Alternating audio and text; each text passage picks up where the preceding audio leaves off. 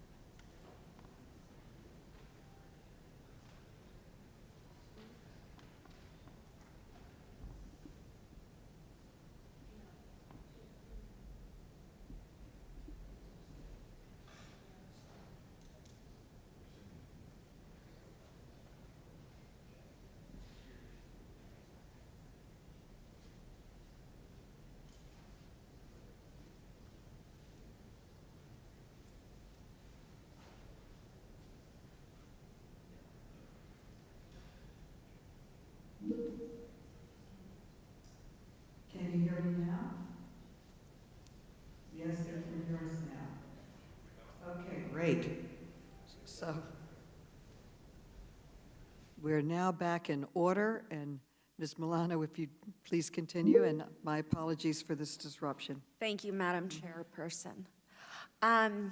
How can we be a free people when our governing document does not prohibit discrimination against more than half of our population? The answer is, of course, we cannot.